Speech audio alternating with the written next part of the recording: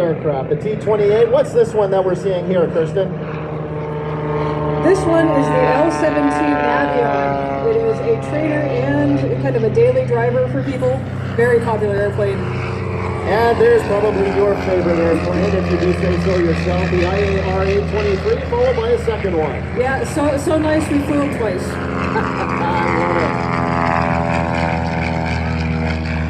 I love it. All right, we've got a Chinese designed and built airplane. This is the Nanchang. Correct. This is the CJ-6. Again, as a primary trainer out of the Chinese Air Force. They're still in use today as the first airplane that a Chinese pilot will fly in before going on to jets and other airplanes. There's a cool little airplane. This is the Marchetti. Yeah, this one is a new addition to our lineup. This is the first time he's flown with us. It's a beautiful airplane. It's great to be able to show it off.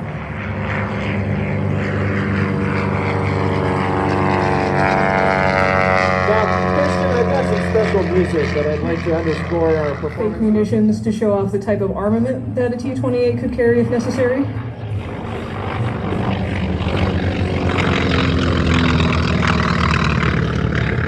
And you notice it sounds a little bit different from the other airplanes that are flying because that is a radial engine out front instead of the inline engine that you're probably more used to. And now we have a formation. We have Dave Desmond in the North American Navion as the lead, and we have Bob Hill in the IAR-823 as the wingman. These two fly together quite often.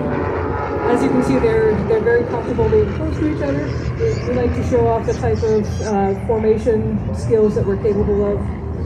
And I should point out that the smoke trailing from behind the aircraft is not a sign of the age of the airplanes. It's actually a specifically installed system so that we can follow their maneuvers through the sky. Correct. Yeah, that's a smoke system. They're very proud of it. That way you can follow them a little bit better.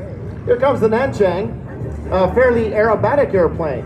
It is actually. It's stressed to -3 Gs and +6, so you can do rolls, loops, hammerhead turns, all those kind of fun things if you're up in the sky. Though it doesn't mean you have to wear a parachute when you're flying it, so it can get a little uncomfortable. Fair enough. I know I had the wonderful opportunity. IAR-823. Yeah, let me tell you a little bit more about the IAR because we have another one that's just coming up around the bend too, so you get a good view of it. This is a Romanian-built trainer, and he'll do a pass, but then he'll go up because he's going to come around and do a couple of passes on his own after the rest of the group lands.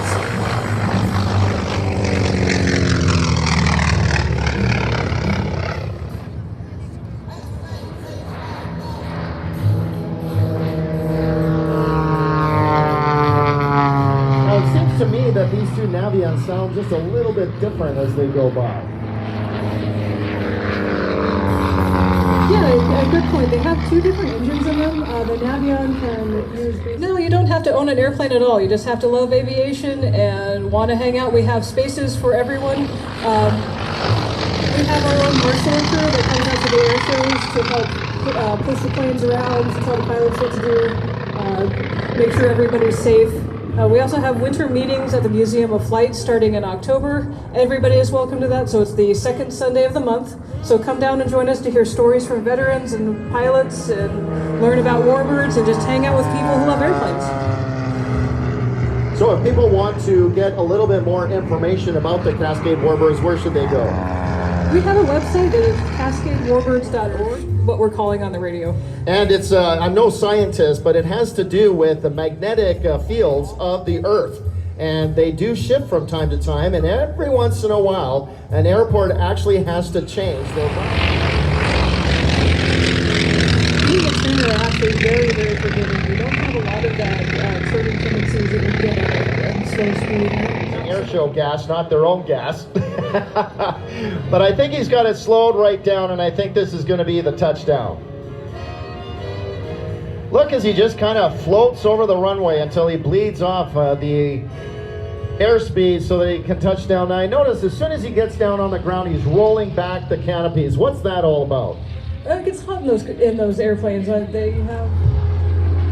Now giving you another demonstration of the roll rate of the Marchetti, rolling down the shoreline in a series of aileron rolls.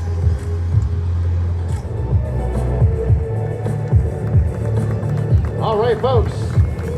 We're going to taxi back, John, to the performer parking area. And now it is my pleasure to turn the microphone over to yours.